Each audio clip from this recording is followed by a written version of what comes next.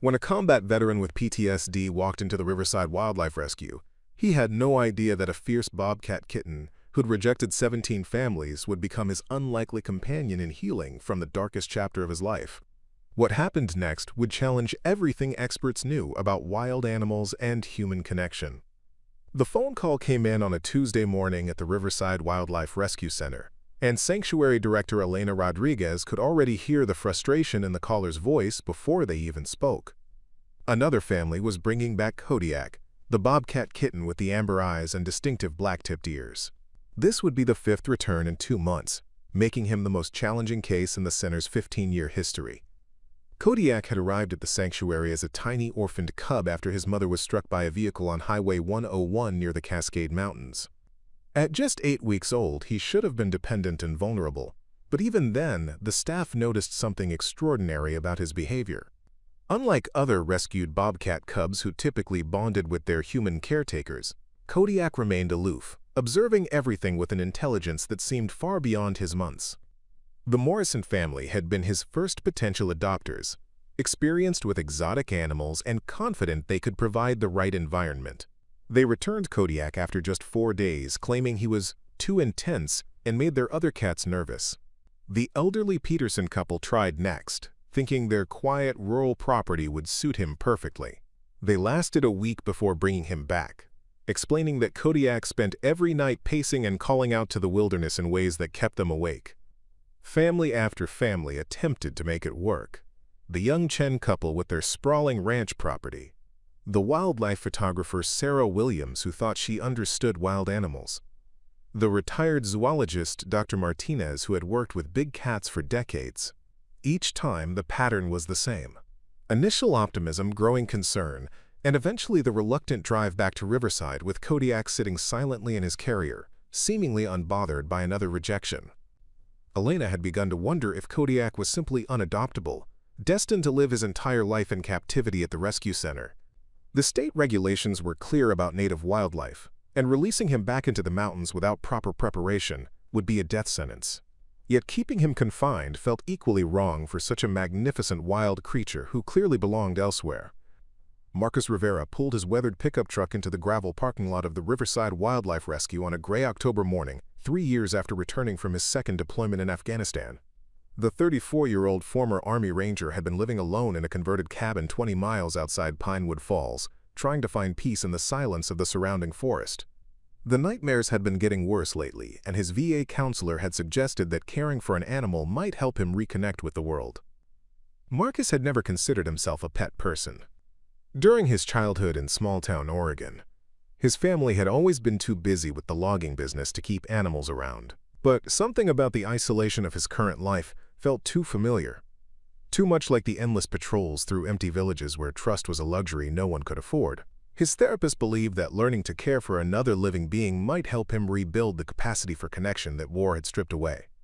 The rescue center was busier than Marcus had expected, with families walking through the outdoor enclosures and volunteers leading educational tours.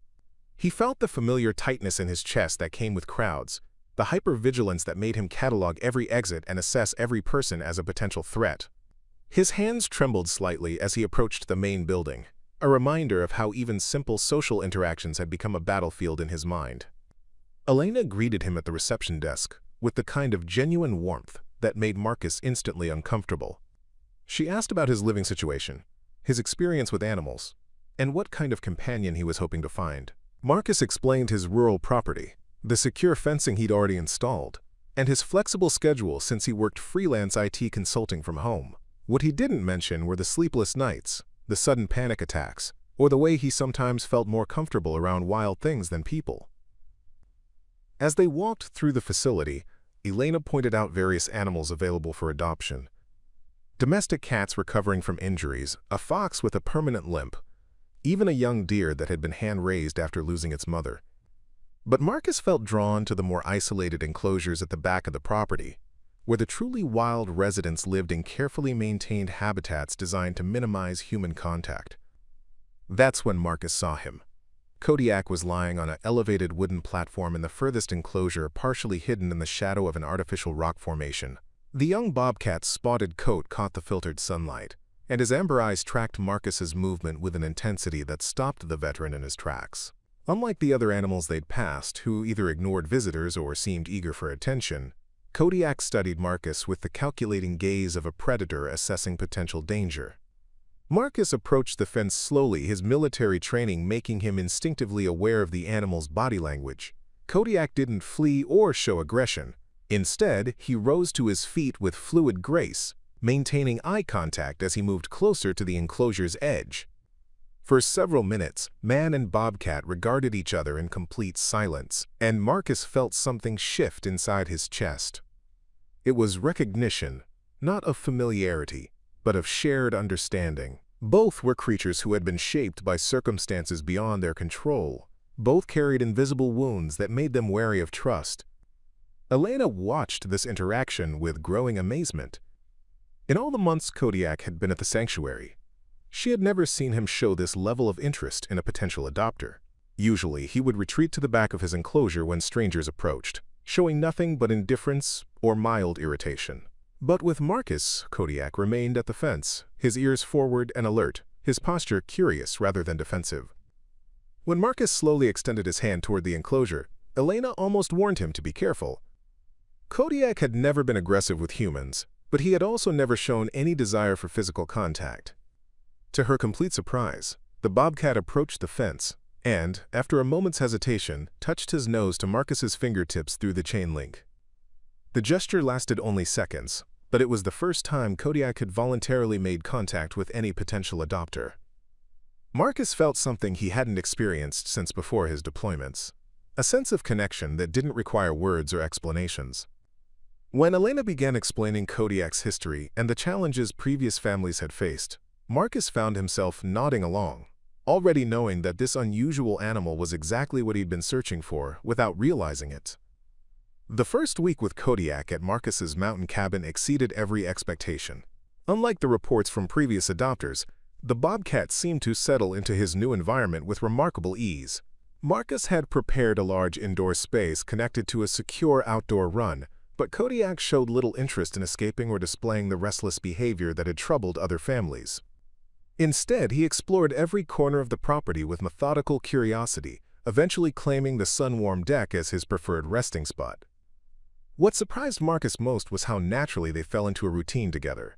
Each morning, Marcus would find Kodiak waiting by the kitchen window, watching as he prepared coffee, and checked his laptop for work emails. The bobcat never demanded attention or food, but his presence became a comforting constant in Marcus's previously solitary mornings. During the day, while Marcus worked on consulting projects, Kodiak would patrol the property's perimeter or rest in various strategic locations where he could observe both the forest and his human companion. The healing effect was almost immediate. For the first time in months, Marcus slept through the night without waking from nightmares. Having Kodiak in the house provided a sense of security he hadn't realized he'd been missing. The bobcat's exceptional hearing and alertness meant that Marcus could finally relax, knowing that any unusual sounds or movements would be detected long before they became a threat. It was like having the most effective early warning system nature could provide. Preparing and narrating this type of story took us long efforts and hard work. So if you are enjoying the story, please consider subscribing to our channel. Kodiak displayed an intelligence that went far beyond typical animal behavior. He learned the cabin's daily rhythms within days, knowing exactly when Marcus would take his evening walk through the forest trails and positioning himself by the door 5 minutes beforehand. When Marcus had video calls with clients, Kodiak would disappear to the bedroom, somehow, understanding that his presence might be disruptive. During the rare occasions when Marcus experienced anxiety attacks, Kodiak would appear silently beside him, his calm presence helping to ground the veteran until the episode passed. Their evening walks became sacred time for both of them. Marcus would follow the familiar trails while Kodiak ranged ahead, always staying within sight but moving with the natural grace of a creature in his element. These moments in the forest, with the bobcat leading the way through Douglas fir and mountain ash, felt like the closest Marcus had come to peace since returning from overseas. As autumn deepened into winter, Marcus began noticing behaviors in Kodiak that seemed impossible for a young bobcat raised in captivity. During their forest walks, Kodiak would suddenly freeze, his ears rotating like satellite dishes, detecting sounds that Marcus couldn't hear even with his military-trained senses. The bobcat would track the movement of animals through the underbrush with pinpoint accuracy, following scent trails that led to deer beds and rabbit runs that Marcus never would have found on his own. One snowy evening in December, Marcus witnessed something that made him question everything he thought he knew about Kodiak's capabilities. While sitting on the deck, he watched as the bobcat executed a perfect hunting sequence on a snowshoe hare, leaping nearly 15 feet through deep powder to make a clean kill. The precision and power of the attack were far beyond what any domestically raised animal should possess. Kodiak hadn't just retained his wild instincts. He had somehow developed hunting skills that typically required months of training from a mother bobcat. More concerning were the territorial behaviors that emerged as winter progressed. Marcus started finding scratch marks on trees around the property's perimeter, marking patterns that formed a clear boundary around the cabin and surrounding acres. Kodiak had begun scent-marking strategic locations, creating an invisible map of ownership that extended far beyond the fenced area Marcus had originally prepared. When neighbors walked their dogs on the nearby trail, Kodiak would position himself at the property line, watching with an intensity that made Marcus uncomfortable. The breaking point came during a January blizzard when Marcus's elderly neighbor Robert Chen stopped by to check on him during the storm. Kodiak's reaction was unlike anything Marcus had seen before. The bobcat appeared from nowhere, placing himself between Robert and Marcus with his fur raised and muscles coiled for attack. The low growl that emerged from Kodiak's throat was purely wild, a sound that raised every hair on Marcus's arms and sent Robert stumbling backward toward his truck. Marcus managed to call Kodiak off, but the incident left him shaken. For weeks he had convinced himself that Kodiak was simply an unusually independent cat with some wild heritage. But the territorial aggression, the impossible hunting skills, and the growing wildness in those amber eyes forced Marcus to confront a truth he had been avoiding. This wasn't a domesticated animal adapting to wilderness life. This was a wild predator who had been temporarily tolerating human companionship. That night, Marcus couldn't sleep. He spent hours researching bobcat behavior online, comparing videos and articles with his observations of Kodiak. Every piece of evidence pointed to the same conclusion. He was living with a fully wild bobcat who had somehow learned to coexist with humans, but whose true nature was becoming impossible to suppress. The realization filled him with both terror and fascination. How had a young bobcat developed such advanced survival skills without proper maternal training? The next morning, Marcus called Elena at the Riverside Wildlife Rescue, his voice tight with concern as he described the incident with his neighbor. Elena listened in stunned silence, then asked him to bring Kodiak in for an evaluation. She wanted to have Dr. Amanda Torres, a wildlife veterinarian who specialized in native predators, examine the bobcat and assess his behavioral development. The appointment was scheduled for the following week, but Marcus knew he needed answers sooner. He contacted Dr. Torres directly, explaining the situation and asking if she could visit his property to observe Kodiak in his established environment. Dr. Torres agreed, intrigued by Marcus's description of behaviors that seemed to contradict everything known about captive-raised bobcats. When Dr. Torres arrived at the cabin 3 days later, she came prepared with specialized equipment for safely observing and documenting wild animal behavior. She was a compact woman in her 50s with silver-streaked hair and the confident movements of someone who had spent decades working with dangerous wildlife. As she set up her cameras and observation tools, she explained to Marcus that his description of Kodiak's development was highly unusual and potentially groundbreaking for understanding bobcat intelligence. The evaluation took place over 2 days, with Dr. Torres documenting every aspect of Kodiak's behavior, from his hunting techniques to his social interactions with Marcus. She measured his territorial markings, analyzed his scent patterns, and recorded his vocalizations during different situations. What she discovered challenged fundamental assumptions about wild animal development and the possibility of cross-species bonding between predators and humans. Dr. Torres's findings were both remarkable and troubling.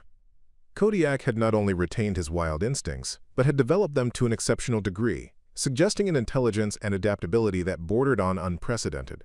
However, this same development meant that keeping him in a domestic environment was becoming increasingly dangerous for everyone involved. The conversation that followed was the most difficult of Marcus's life. Dr. Torres explained that Kodiak's exceptional development meant he needed to be relocated to a specialized facility that could provide the space and environment a mature bobcat required.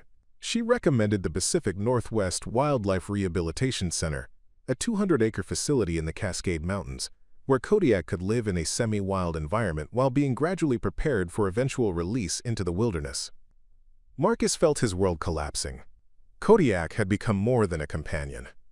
He had been Marcus's anchor to stability, the reason he got up each morning, the presence that kept the nightmares at bay. The thought of losing him triggered the same sense of abandonment and betrayal that had haunted Marcus since losing members of his unit overseas. How could he explain to a wild animal that this separation was necessary? How could he make Kodiak understand that this wasn't another rejection? Dr. Torres recognized the depth of Marcus's attachment and the genuine healing that had occurred between man and Bobcat. She proposed a gradual transition plan that would allow Marcus to remain involved in Kodiak's care while ensuring the animal's long-term welfare. The Pacific Northwest Center had a volunteer program where experienced individuals could assist with animal care and rehabilitation. Marcus's unique bond with Kodiak and his understanding of the bobcat's behavior patterns would make him an invaluable part of the transition team. The decision to surrender Kodiak was agonizing, but Marcus knew it was the only ethical choice. He had learned enough about bobcat development to understand that keeping Kodiak confined, no matter how large the space, would eventually lead to psychological damage and potentially dangerous behaviors. The wild creature deserved the chance to live according to his true nature, even if it meant breaking the heart of the human who had come to depend on him.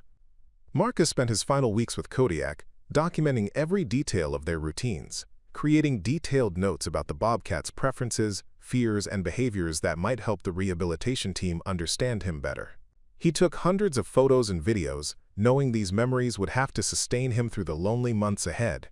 Most painfully, he began gradually reducing their daily interactions, preparing Kodiak for the independence he would need to survive in a wild environment. The day of transfer arrived on a crisp March morning when the mountain snow was beginning to melt and the first wildflowers were pushing through the forest floor. Dr. Torres arrived with a specialized transport vehicle and a team from the Pacific Northwest Wildlife Rehabilitation Center. Marcus had dreaded this moment for weeks, but seeing the professional care and respect with which the team handled Kodiak gave him confidence that he was making the right decision. Kodiak seemed to sense the significance of the day. He remained calm during the loading process, allowing himself to be placed in the transport carrier without resistance. As the vehicle pulled away from the cabin, Marcus caught a final glimpse of those amber eyes watching him through the carrier window. There was no accusation in that gaze, no sense of betrayal, only the quiet dignity of a wild creature accepting another change in his extraordinary journey. Preparing and narrating this type of story took us long efforts and hard work. So if you are enjoying the story, please consider subscribing to our channel. The months that followed were the hardest of Marcus's recovery. Without Kodiak's steadying presence, the nightmares returned with renewed intensity. The cabin felt impossibly empty, and Marcus found himself struggling with the same isolation and depression that had plagued him before the bobcat's arrival. But something fundamental had changed during their time together. Marcus had learned that he was capable of caring for another being, of forming connections that transcended species and circumstance. That knowledge became the foundation for his continued healing. True to her word, Dr. Torres kept Marcus informed of Kodiak's progress through regular updates and photos. The bobcat adapted to the rehabilitation center with the same remarkable resilience he had shown throughout his life. Within 6 months, he had been moved to a larger enclosure where he could interact with other bobcats. His hunting skills, already exceptional, became legendary among the center's staff. Video footage showed him taking down prey with a precision and efficiency that amazed wildlife experts. A year after leaving Marcus's cabin, Kodiak was selected for a groundbreaking release program in the remote areas of Mount Baker National Forest. His unique development and documented behaviors made him an ideal candidate for studying bobcat reintegration techniques. The research team fitted him with a GPS collar that would allow them to monitor his movements while respecting his need for complete independence in the wild. 2 years after Kodiak's release, Marcus received an unexpected call from Dr. Torres. The GPS tracking data had revealed something extraordinary about Kodiak's life in the wilderness that she wanted to share in person. Marcus drove to the research station on a golden September afternoon, his heart racing with anticipation and concern about what the data might reveal. The tracking information painted a picture of remarkable success. Kodiak had not only survived in the wild, but had thrived beyond all expectations. His territory encompassed nearly 12 square miles of prime forest habitat, larger than typical for his species, and suggesting exceptional hunting prowess and territorial dominance. Most significantly, the GPS data indicated that Kodiak had successfully mated with a wild female and was now helping to raise a litter of kits, contributing his unique genetics and learned behaviors to the wild bobcat population. What amazed the research team most was Kodiak's continued connection to human presence without aggression or dependence. Trail cameras had captured footage of him observing hikers and campers from safe distances, showing curiosity rather than fear or hostility. His behavior suggested that his time with Marcus had created a unique individual capable of coexisting peacefully with humans while maintaining complete wild independence. Marcus's involvement with Kodiak's story had transformed his own life in unexpected ways. His detailed documentation of their relationship had contributed to groundbreaking research on wildlife rehabilitation techniques, leading to his appointment as a consultant for the Pacific Northwest Wildlife Center. He now worked with other veterans struggling with PTSD, using animal-assisted therapy programs to help them rebuild connections with the world around them. The cabin that had once echoed with loneliness now bustled with activity as Marcus hosted workshops and training sessions for wildlife rehabilitation volunteers. His experience with Kodiak had taught him that healing could come through the most unexpected connections, and that sometimes the greatest act of love was knowing when to let go. On quiet evenings, Marcus still walked the forest trails where he and Kodiak had once roamed together. Sometimes, just at the edge of hearing, he caught the distant call of a bobcat echoing through the mountains. Whether it was Kodiak or one of his descendants, Marcus couldn't say, but in those moments, he felt the deep satisfaction of knowing that his wild friend was exactly where he belonged, living the free and magnificent life he was born to live. The bond between Marcus and Kodiak proved that healing comes in the most unexpected forms. What started as a desperate veteran seeking companionship became a groundbreaking study in wildlife rehabilitation and the incredible resilience of both human and animal spirits. Their story challenged everything researchers thought they knew about the limits of cross-species connection and the possibility of mutual healing between wounded souls. Today, the Kodiak Protocol, named after the remarkable bobcat who inspired it, is used in wildlife centers across North America. Veterans with PTSD are matched with rescue animals that need specialized care, creating therapeutic partnerships that benefit both species. Marcus continues his work as a consultant, sharing his expertise with others who face the challenge of caring for wild animals that don't quite fit conventional rehabilitation models. The 17 families who returned Kodiak to the rescue center never knew they were part of a larger plan. Sometimes the right connection requires waiting for exactly the right person at exactly the right moment. Marcus wasn't just another potential adopter. He was the missing piece in Kodiak's journey to freedom. If this incredible story of connection, sacrifice, and ultimate triumph moved you, please hit that subscribe button and ring the notification bell. We share amazing stories of unlikely animal friendships and human-wildlife bonds that will restore your faith in the healing power of compassion. Comment below and tell us about a time when an animal changed your life, and don't forget to share this video with someone who needs to hear this inspiring message. Together, we can celebrate the extraordinary connections that remind us what it truly means to love without conditions.